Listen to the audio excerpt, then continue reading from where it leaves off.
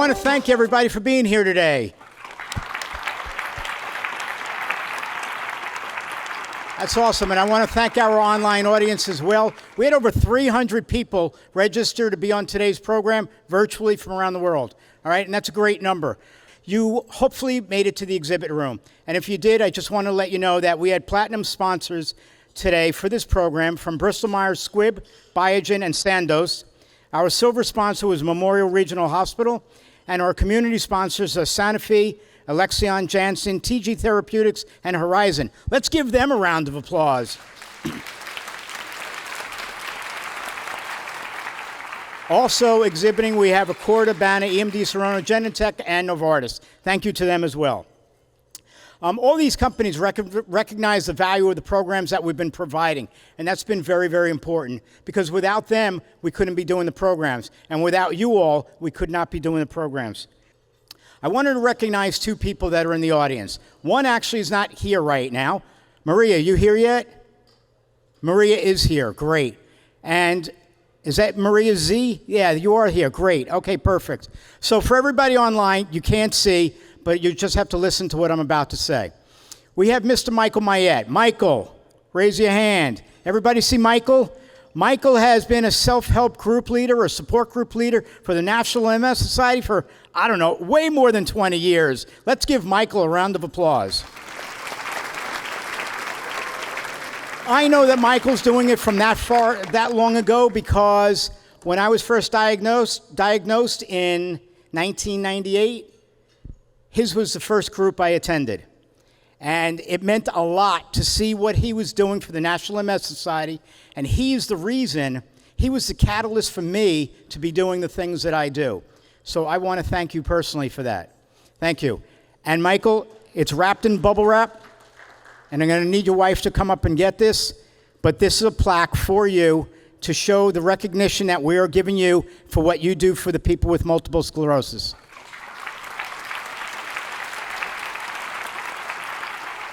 Maybe we'll take a picture of him. Hey, somebody take a picture of Michael with holding the plaque, all right? All right, next, Maria Zaldivar. Maria has been running a group in Miami for over 10 years. And I know that very well because I and two other women were co-facilitators of that group for more than 10 years. And when we stepped down, Maria took over. So I want to thank Maria also for all the work that she's doing for the MS community, especially down in Miami, where there are no other support groups for people to get the help that they need. And so Maria, if you don't mind coming up, this is for you, and thank you very much.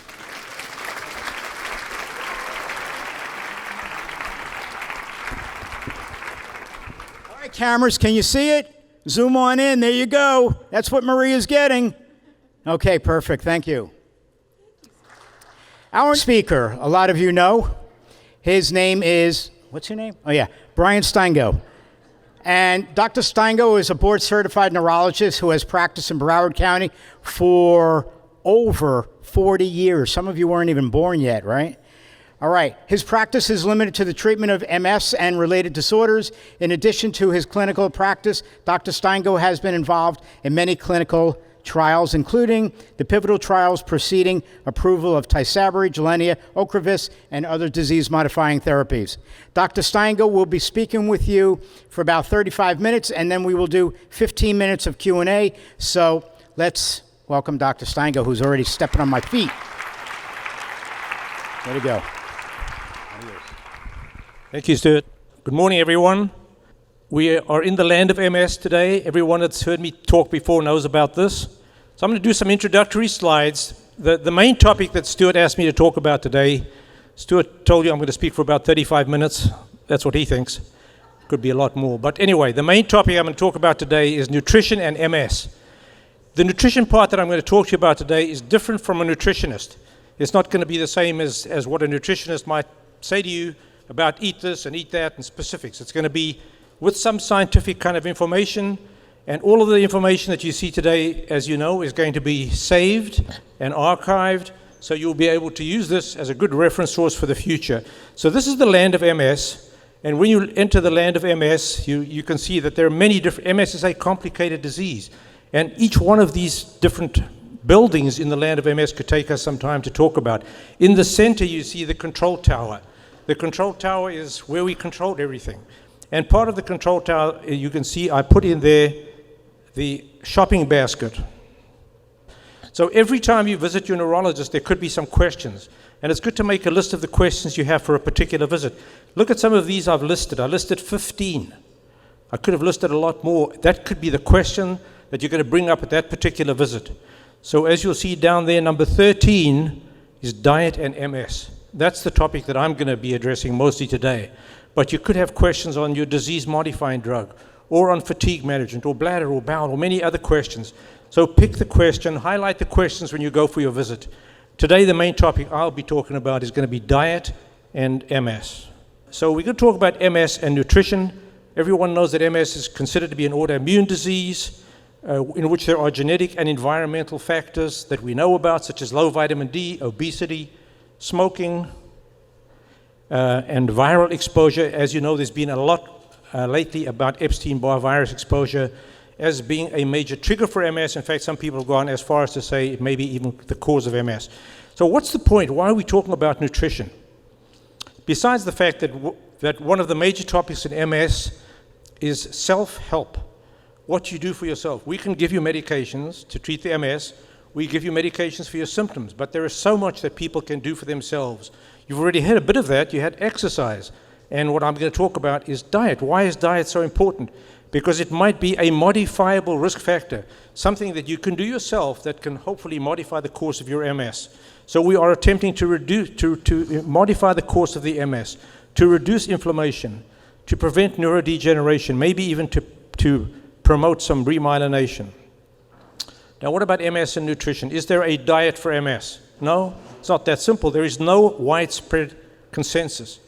But there is more and more evidence accumulating that dietary factors may be able to influence the course of MS and the symptoms. And at the bottom over here, this is my take, that there is evidence that whole grains, fruits, vegetables, unsaturated fats, legumes, nuts, and seeds are very important, and evidence against eating these red meat, dairy, sugar, salt, and processed foods, minimizing those. So we'll talk much more about that as we go on. This is the question of what is diet? So if you think about the word diet, the question is diet a noun or is it a verb? For example, what is a noun of diet? A diet could be what people eat in a particular area. You go and visit a particular community, and this is their diet. They're a community that eats lots of grains or some other product. So that's the diet of an area. Or a diet could be a punishment. I'm on this diet. What does that mean? I can't do this, and I can't do that, and I can't do that. It's almost like it's a punishment. My diet's a punishment. What you can't do. And then you have diet as a verb. I'm going to diet. It's a verb. I'm going to do this for medical reasons or weight loss or whatever. So there are different ways you can think of the word diet. But what's the relationship between diet and nutrition? That's a question. The diet provides the means for nutrition. So what is the impact of diet for you? And I put 3 different categories over here of the importance of diet. And the first thing is the direct effect of diet, the direct effect of the dietary substance on your body, on your immune system. And we're going to speak a little more. Another big topic in MS is the microbiome or the microbiota. This refers to all the bacteria that live in our body, on our skin, in our gastrointestinal tract, trillions of bacteria that live in our body, trillions of them, and interacting with us all the time. And we can modify them by modifying our diet. The bacteria are happy to be there. We keep them there, and at the same time, they make products that may be important for us and also interact with our immune system. So there's maybe a direct effect of what you have on your immune system and your MS. Secondly, I put there indirect effects of dietary factors, the effect of dietary factors on metabolic factors. If you eat healthy, maybe you lower your cholesterol, have an effect on your heart and other parts of your body. I'm going to mention more about this later too. And finally, what I call the tertiary effect of diet, the direct effect of diet on symptoms. And I put the first one, your dental hygiene. There is more and more evidence that dental hygiene is related to some illnesses, especially maybe cardiovascular. Think about this. We just spoke about trillions of bacteria that live in our body. Where do they enter? Through the mouth.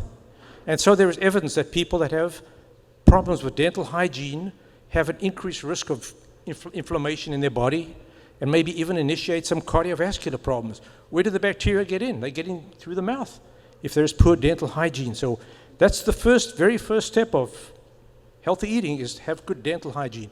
Secondly, the gastrointestinal tract. There is a field now that is called neurogastroenterology. Read about it. There are people that are becoming neurogastroenterologists. And there are some centers that have a neurogastroenterologist, which is a gastroenterologist that knows about the neurological complications affecting the gastrointestinal tract. Think about it with MS.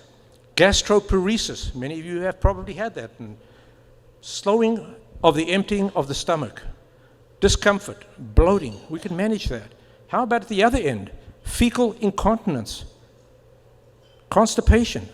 A lot of these problems, we have a way of helping these, and some of these are by modifying the diet. So we're helping our gastrointestinal tract with the diet. And finally, the bladder. How about the bladder? Common problem in MS. Fluid management. When do you drink? What do you drink? Avoid foods that are irritants to the bladder and may increase frequency and lead to incontinence. So we can help all these things by helping the diet as well. I briefly mentioned this over here about what the difference is between diet and nutrition. Basically, that the diet provides the tools to keep us well nourished. But I want to say at the bottom of the slide that there are two types of nutrients that we're really interested in. The macronutrients, which is carbohydrates, fats, and proteins. And then in the lower part of the slide would be the micronutrients, which are vitamins and minerals.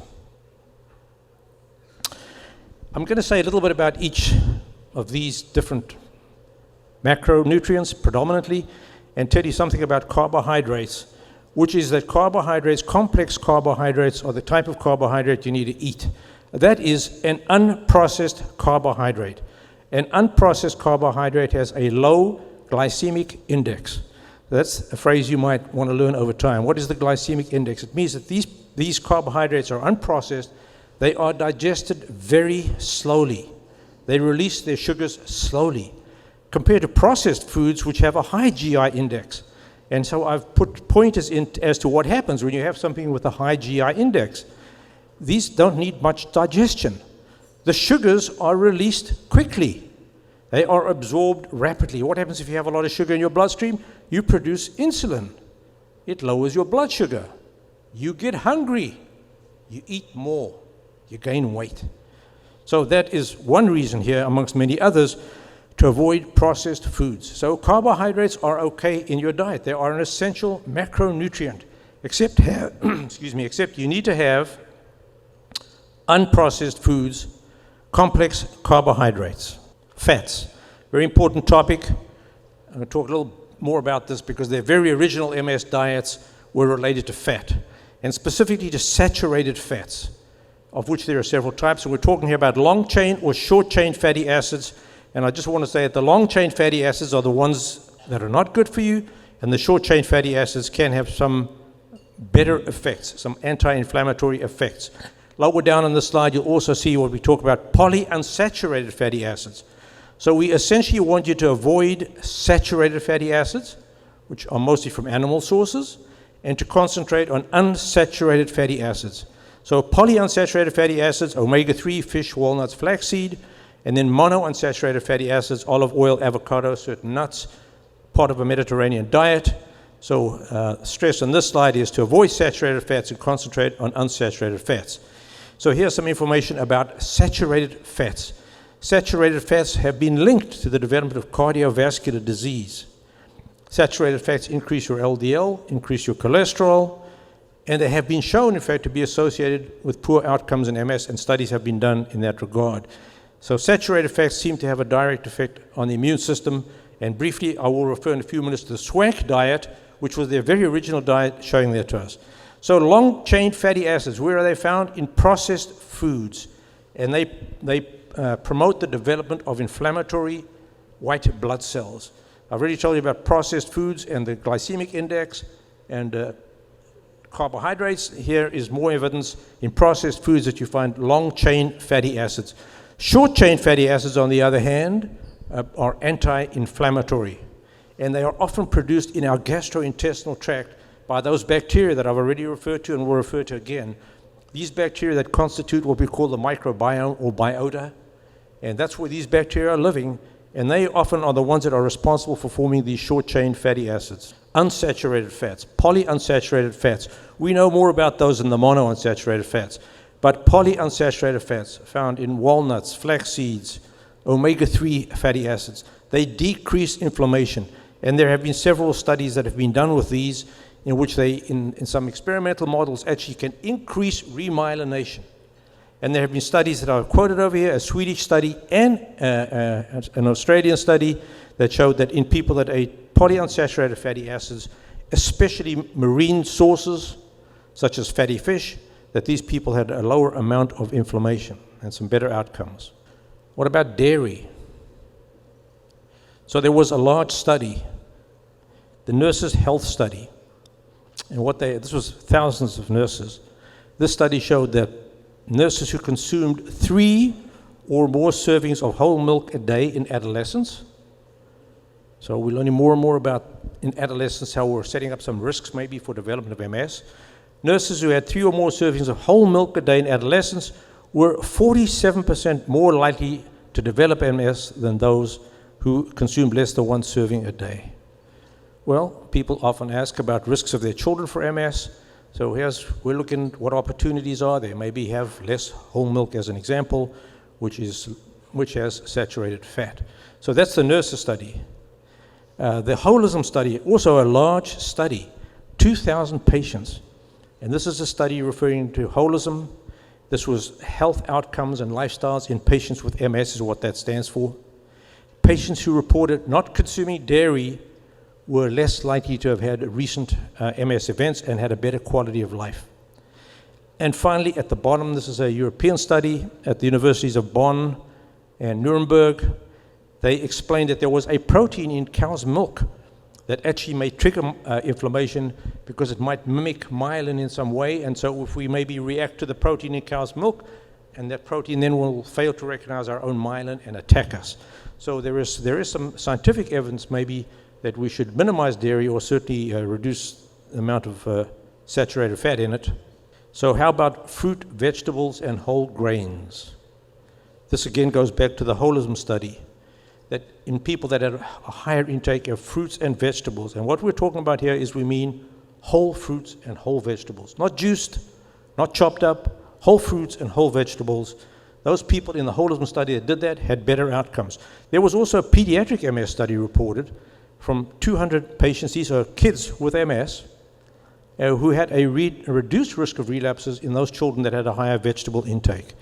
And then the next study is the NARCOM study. This is a very large voluntary study, noting also the benefits of some of these products. And finally, on this page, I put in flavonoids, which are certain pigments that are found in fruits. We know we should eat colored fruits, lots of colors in our fruits and vegetables associated with some better outcomes. I'll tell you about some diets now over the years. In brief, don't have time for detail, but the first MS diet ever was the Swank diet. Initially, Dr. Swank published this diet in 1950. He was originally in Montreal and wrote this diet and said that people with MS should avoid saturated fat. And so in the mid-1950s, before we knew what clinical trials were, he put 25 people with MS, only 25, on a very low-fat diet. But more importantly, then he put a larger number of people, over 100 people, on a low-fat diet and followed them for 34 years. When do you see a 34-year study? Never. So he followed these people for 34 years, and this study was published in a very reputable journal called The Lancet in the 1990s, and this was what they found, is that of the people who stayed on a lower fat diet, 20 grams or less, their progression of MS was less, and they had a much lower mortality rate. Now, people have criticized the study, and it's probably open to criticism. Were the people that stayed on it the people that had different, were there other characteristics about them? The study was not blinded in those ways. Still, it gave us some indication for a long-term study that maybe it's a good idea to try and avoid saturated fats, the Swank diet. Dr. Swank himself practiced neurology till he was 89. So, not giving you any ideas, I'm just saying. MS and nutrition, so the McDougall diet. You want a strict diet? That's the McDougall diet. The McDougall diet, Dr. McDougall himself, this is what he actually said. I quoted him. You see his quote there? MS is a disease of food poisoning. Are we poisoning you today? He suggested a very low fat, that only a small portion of your diet come from fat. You're going to hear people that say the opposite of that. Eliminate from this diet is a vegan diet. No meat, no dairy, no animal oils whatsoever, no processed foods, strict diet, but favoring beans, corns, non-starchy greens, red, purple, very colorful platter of food.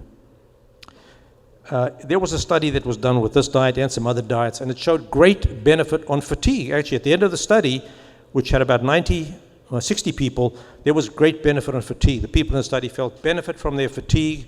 They did not show benefit on the MRI activity, but Dr. McDougall himself said the study was too short. We're talking about a long-term disease. You can't draw conclusions when it's too short of a study. The Walls protocol is something a lot of people are interested in, from Dr. Terry Walls. This is a modified Paleolithic diet, and people say, well, this is a great diet. What's a Paleolithic diet? It's the caveman diet. Before we started modern farming, what did people eat, 100,000 years ago? And our bodies still need to eat the same food. Well, we've evolved, I think. So this is a diet that eliminates, as you can see, starches and wheat and grains and legumes and dairy. So no legumes in this diet. You just saw Dr. McDougall's diet. He said, eat legumes. This diet says, don't eat legumes. It says you can eat whole meats. Especially, she says, you can eat whole meats that are organic, whatever that is. Or wild fish, or leafy greens, or pigmented food. So there's some overlap between these diets. They're both saying you need to eat leafy pigmented foods and leafy greens. So let's put all these diets together and into a computer and say, what's the similarities between them? And they all say, eat leafy greens, eat pigmented foods, avoid processed foods. They all say that. And then after that, they differ a little bit. And you can see right at the bottom, I quoted this trial that is going to be there. The WAVES trial compared the Walls and the Swank diets, and both of them helped fatigue. So the Swank diet was tested in patients, the Walls protocol was tested, and they both helped fatigue. And this is just the paleo diet in general, which does include lean meats. That's the Walls, like the Walls diet, does include lean meats. The foods that you could eat by hunting and gathering. And fortunately nowadays we don't have to hunt and gather, although the way our society behaves, we might soon have to hunt and gather again. A paleo diet is the foods that we used to eat, tens of thousands of years ago. What's a keto diet?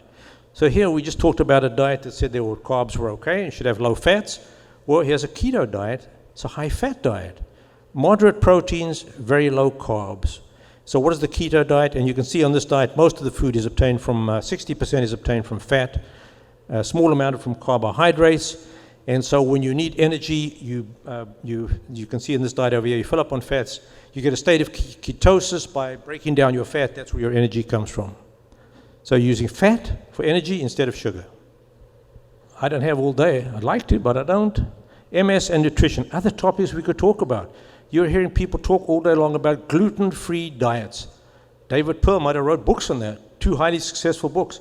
So successful he could retire 5 times over. So gluten-free diets are out there. Caloric restriction diets. You hear people saying this. Go on a fasting diet. Fast for 16 hours a day, fast for 2 days, whatever. There's caloric restriction diets that have shown some benefit as well. The Mediterranean diet's been around for a while. The microbiome we're going to talk a little more about. And then what about probiotics? More and more we're going to learn about probiotics. There are millions or trillions of bacteria that live in our body. Which are the good ones? Which are the bad ones? And so here I'm going to now move on to the microbiome. So the microbiome are the microorganisms that live in our body, of which there are trillions of them. If you combine all the genetic material in the microbiome, it's much greater than the amount of genetic material that we have in our own bodies. So we're just learning about these, and many studies have been done to look at the microbiome pattern, both in health and disease. So these bacteria or other organisms that live in our body benefit by living there. It's a home to them. It's a steady food supply. And in turn, they do some metabolic and digestive functions to our benefit. And they are also involved with our immune system. When they're out of balance, they may lead to disease states, including MS. Dr. Howard Weiner is a very highly respected MS neurologist in Boston. and actually put out a paper a few years ago, and he said, the gut, is this the next frontier in MS therapy? You may have heard of people talking about the gut-brain axis, the relationship between what happens in our gut and what happens in our brain. And this doesn't only apply to MS. This applies to other neurological diseases too. In other words, what we eat and what lives in our gut can influence our immune system. That's one of the things we spoke about earlier about the gut. Because a large part of our immune system actually is in the gut. And in the gut of patients with MS, we find different types of bacteria in different situations, many different types. We do not have a conclusion. We don't have a definite answer. Which bacteria are important, which are not. So oftentimes people might be taking a probiotic. They could have many different bacteria. Which are the right ones, which are the wrong ones? We don't know yet. We're still learning about that. But I think going forward, this is going to be something hugely important in managing MS and other autoimmune diseases, and maybe other diseases, as I'll show you in a minute. So there are certain types of bugs that drive inflammation, and there are certain types of drugs that are anti-inflammatory. Can we control our disease by changing our diet, by changing our probiotics, by taking different antibiotics? Because if you take antibiotics, they wipe out some bacteria, and so maybe they're causing some disproportion. The wrong bacteria might be developing. So all of these things are things we're going to learn about in the future. Is the gut the second brain? We already know about some factors. For example, we spoke earlier about the nurses study and dairy, and looking at nurses, that what they had done in their adolescence in terms of drinking milk. Well, we also know as a risk factor that obesity in adolescence is a risk factor for development of MS, especially in females. Why? We don't know, but we know there's another dietary factor, obesity. So if we're trying to look at families and family histories, maybe we can start to make some changes for healthy eating. The gut-brain axis is becoming more and more important. I put this slide up here, and I could have put just headlines, but I want for those who ever go to the archives and look at this, this is something I thought is going to become very important. And I just touched briefly on supplements, vitamin D and vitamin B12, because these are crucial, D and B12. So we know that B12 deficiency is associated with neurological problems. So B12 is an absolute must, whether you have MS or any neurological diseases, or whether you're any conditions. Just a very important vitamin, B12 and D, in many different ways. D is somewhat controversial. In fact, just recently in the last few weeks, somebody published a study and said, if you've already got MS and you take vitamin D, the levels don't really matter that much. I disagree with that, because many other studies have shown the importance of vitamin D, but especially early on as a risk factor. That low vitamin D is very important. If it is low, it does increase the risk for developing MS. Maybe once someone has MS, the studies are not quite as conclusive, but as a risk factor to maybe prevent the development or reduce the development of MS, vitamin D is important. So I just put those two up there. Again, we could have spoken about them for a while. But there are 3 supplements over here that I think are very important and going to become more important. Glutathione, N-acetylcysteine, and alpha-lipoic acid. And what do all these 3 do? They're antioxidants. So when you listen and talk about MS, you're talking frequently about demyelination and remyelination, and predominantly we're talking about inflammation, or we're talking about degeneration, always. But we don't talk a lot about oxidation, or the oxidative stress in a cell that's inflamed is undergoing a lot of stress. We call it oxidative stress. That's why you hear about the word antioxidants. So antioxidants, I think these 3 that I mentioned over here, glutathione is actually involved in antioxidative pathways in the cell. So these 3 substances are involved in some way as antioxidants. I think they're going to become important in the future for us in modifying the diet. And people ask me about supplements, and hundreds of supplements. Somebody recently brought me a bag of her supplements that cost her $200 a month. But these 3, I think, are going to be very good. Some sobering news. Very important, though. Multiple sclerosis and the risk of cardiovascular disease. There have been many studies in this in recent years in different parts of the world. So here's a study that shows that MS is associated with increased risk of cardiovascular and cerebrovascular disease, not even accounting for the traditional risk factors. So yes, you have MS, but you also have high cholesterol maybe, and so you say I'm at risk for cardiovascular disease. Even excluding that, studies have shown that people with MS may be at a higher risk for cardiovascular and cerebrovascular disease, heart attacks and stroke. So there are several studies that have been done. I've quoted some of them. There was one done in Sweden at the Karolinska Institute. This is a very reputable academic institute in Sweden. It said that people with MS have a much higher risk of myocardial infarction or heart attack, and a higher risk of stroke and heart failure in both young and elderly patients. And another study that was done, the very bottom study, showed that there may be some genetic evidence for this, some genetic ties. But I'm stressing over here, when I'm talking about nutrition, like I said to you at the beginning, that there's overlap between our organ systems, and one of the effects of eating healthy is not the effect on MS, on your immune system, but also the effects on other risk factors such as cardiovascular and cerebrovascular. This now is an overlap slide between the last slide that I just showed you about the risk of cardiovascular factors in people with MS and the microbiome. There is a substance called TMAO, trimethylamine oxide.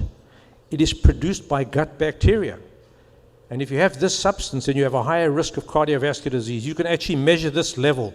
The Cleveland Clinic has a test to measure this level. I'm not sure why this is not more out there, but it isn't.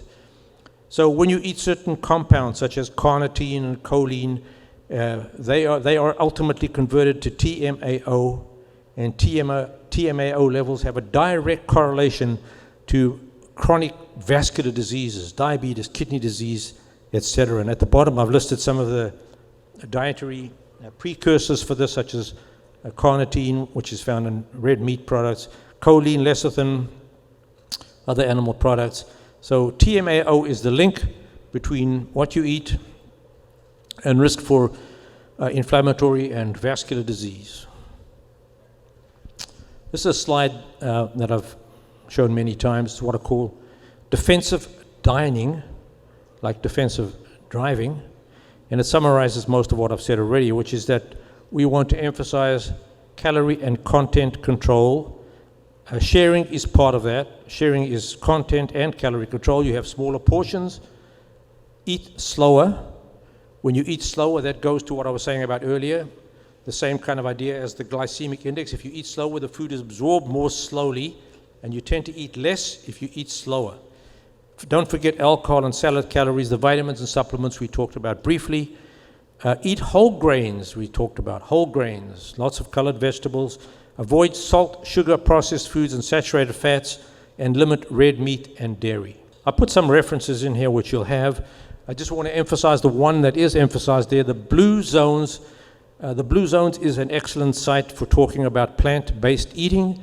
The Blue Zones is not the McDougall diet. It's not telling you that you have to be a strict vegan. It says if you want to enjoy your meat occasionally or your other animal products, it's okay, but your diet should predominantly be a plant-based diet. And that's where the Blue Zones are. The Blue Zones are areas of the world. There are 5 that he references now on that. This came out as a book originally, and then it became so popular that there's now the web, the Blue Zones, and he emphasizes good, healthy, plant-based eating, as well as other things in terms of self-help. They talk about exercise, they talk about kindness, meditation, a whole bunch of things to help promote a better lifestyle. And then there's some other references I put that will be seen there. That is the end of my section on diet and nutrition. I hope it's given you some food for thought. Corny. I had to get that in somewhere. I didn't know whether to start or end of it, but there it is. Stuart asked me to say a little bit about treatments. Now, these are very similar in some ways. They are cheaper versions of all our drugs that are out there. Our drugs that are out there are expensive.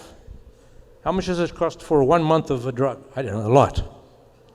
Expensive. So these drugs theoretically are cheaper versions of brand name costly drugs.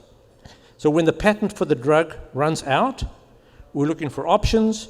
And these drugs, the biosimilars or the generics, their purpose is to have the same clinical effect. We want the same action as the drug that they're going to be used as a substitute for. So while they are similar in some ways that they have the same endpoint, they are different in many other ways. So the generic drug has an identical composition. It's a chemical compound, it's the identical compound, that's what a generic is. A biosimilar is not an identical compound. It's made from it's a biological product that it's trying to substitute for, so it can be close. But the FDA wants it to be close enough that that we can show that it has the same effectiveness, the same safety. All those features need to be the same. But a biological drug is made using living organisms, so that's why you can't make the exact replica. But it has to be approved by the FDA. So branded drugs you can have either biosimilar or generic. In summary here, they can be synthetic, meaning it's an exact chemical process, or biological, made from living sources. So we're looking for substitutes of either one of these types. Synthetic being exactly chemical process. As I said, biologics are made through biological mechanisms. They cannot be identical, but they must fulfill the same requirements in terms of safety, efficacy, reproducibility. And you can see there have been some studies that have been done with biosimilars, and many of these studies have shown that at the end of the day, they have the same safety, efficacy, and immunogenicity.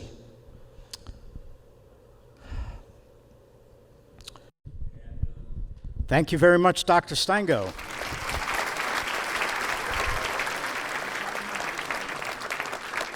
So just as prior, who has questions?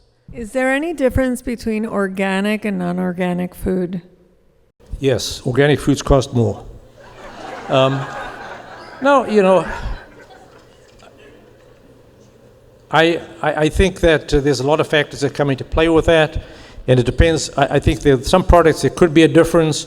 I mean, what are they going to claim? Maybe if you're concerned about things like pesticides and things like that. In terms of the actual final product, the composition of it that goes into your body, I don't think there's going to be a big difference between them. I think some of the differences that you could be concerned about would be things like pesticides, what's the environment they're growing in, what's the effect of the foods, where they're obtained from in their environment, and what other additions there are. But in terms of the actual end product, I don't feel there's a lot of difference. I wanted to ask you about, in trying to avoid sugar, one of the most commonly used substances in drinks is aspartame. What is your advice with regard to consuming anything that contains aspartame? So, in terms of the sweetener that I think, for which there is no evidence of any harm, is stevia. So if you want to put in a sweetener, I recommend that you use stevia. In terms of aspartame and the related products, there's even some studies where people claim that they have adverse effects as bad as sugar, and the reason for that goes back to the microbiome we spoke about, that they say they affect all the bacteria that live inside you. I don't think there's any other evidence for any bad things. There are studies that have been done with migraine, and studies have claimed there's increased risk of migraine when you take these products, or maybe even an increased risk of cancer. But these sweeteners have been around for decades, and we're not seeing all these bad things break out. So I think that they potentially could affect your microbiome and change your gastrointestinal tract. But where there's smoke, there's a fire somewhere. And I think that if you're going to use a sweetener, use stevia. What do you think of the alternative meats like Beyond Meat and Impossible meats? I mean, I like them personally. So remember, this whole thing that we spoke about, we said right at the beginning, there's no consensus about the diet with MS. So you could have somebody up here that likes to have steak twice a week, and you'd hear a whole different program to what I just did. So I think, yes, everything in moderation. I think these are good options. People say, well, they're processed. Well, what do they have in terms of processed? You've got to make sure what's in them. Have a look and see what the ingredients are. So it's the same as what I say for everything else, in moderation. If you're going to have your Impossible Burger or your Beyond Burger sausage or whatever, occasionally, I think that's fine. They're not going to be a dominant part of your diet, but for occasionally, I think it's far better to have an Impossible Burger than a grilled, meat burger. Again, that's what I feel. But if you have a burger once in a while, that's okay too. But I think they're okay, but in moderation. I think everything should be done in moderation. Okay, thank you. Question from online. I've been trying the Walls Protocol diet and want to know your opinion. Is this the best diet, or what other is? So I just repeat what I just said. There is no best diet. We don't have one diet for MS. There is no consensus. We can't say that this is the best diet for MS. Terry Walls thinks it's the best diet. I'm not in agreement necessarily. I think that diet contains animal products, and I think there's a lot of evidence that we should restrict the amount of animal products in our diet. So I don't think it's the best diet.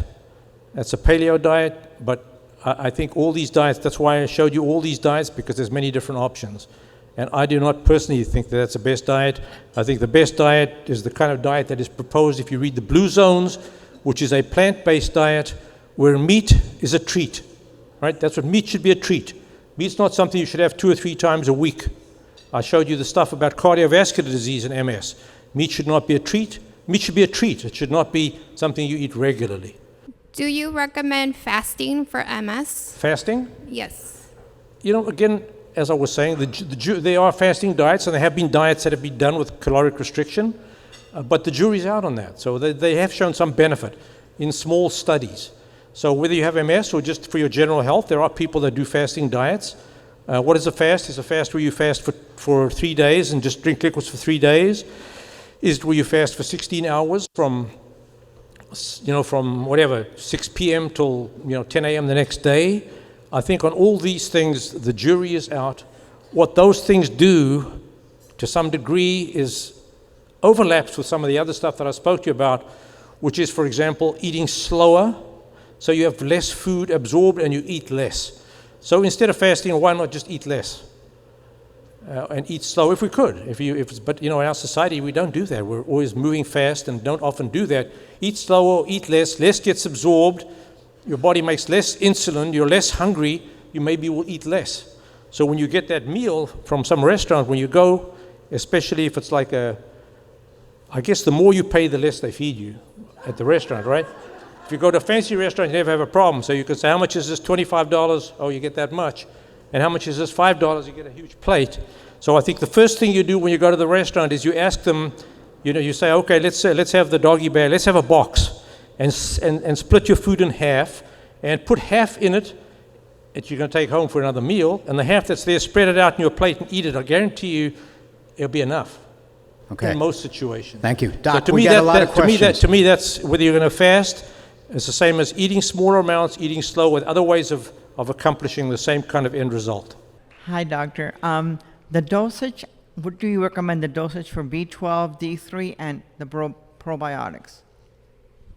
B12 and D3, you measure your level, so you know exactly, you can tell how much you need. So that's very straightforward. You check your B12 level, you check your vitamin D level, and then you can be advised how much to take. So there's no one fits all. Some people need 1,000 units of vitamin D, some need 20,000 a day. So you need to measure your levels, then you know. As to probiotics, there's no answer. There's many different kinds of probiotics. They all have different bacteria. If you're taking one, I could say to you, what probiotic do you have? What's in it? Nobody has a clue. Is it lactobacillus? Is it bifidobacteria? There's so many different kinds. The only one that was studied in a small study with MS was a probiotic called VSL3. If you want to read that one up, you could. VSL3.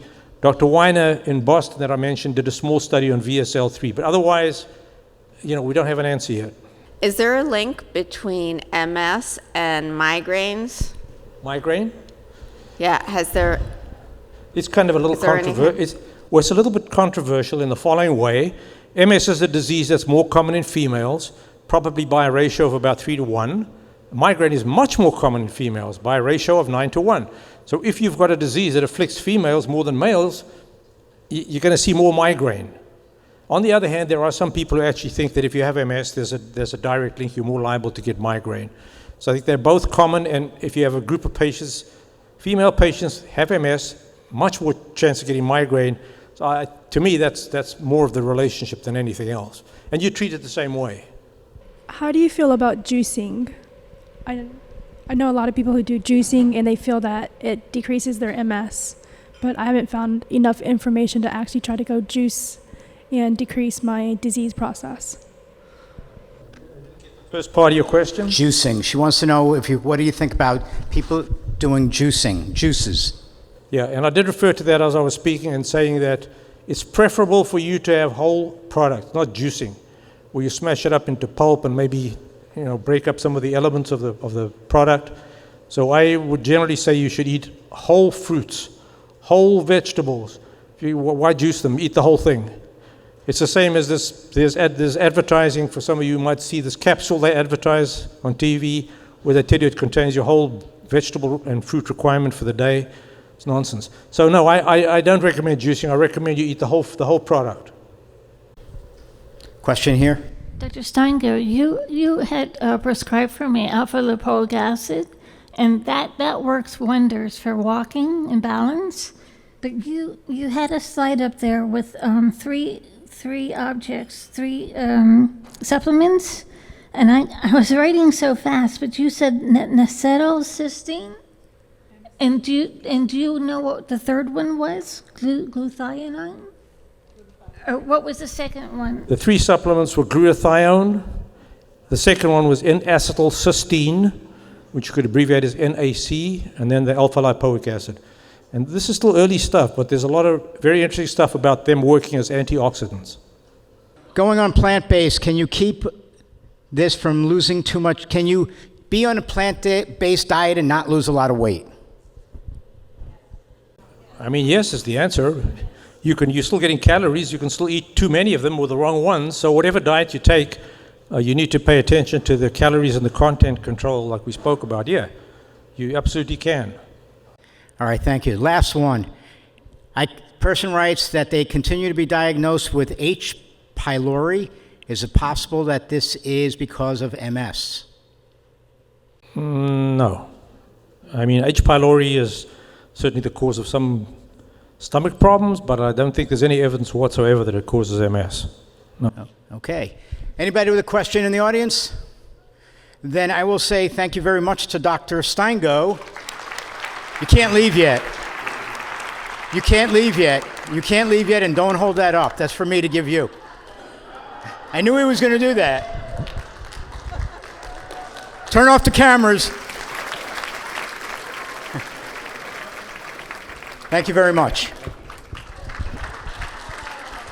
Plus, I just want to again thank all the supporters who I mentioned earlier. I'm not going to say all their names again. And I do have to thank greatly Orlando Production, my production team, who follows me around the country as we do all of our programs, handles everything virtual. And as you can see by all this equipment, it takes a lot to do all of this. All right, so let's welcome and say thanks to Orlando Production. And also, I have to thank all of you, all right? All of you online, thank you. All of you that attend our programs, thank you, because I couldn't do this if we didn't have people to do it for, right? So I do want to thank you all. All right, that's it. It's a wrap. Say goodnight, everybody.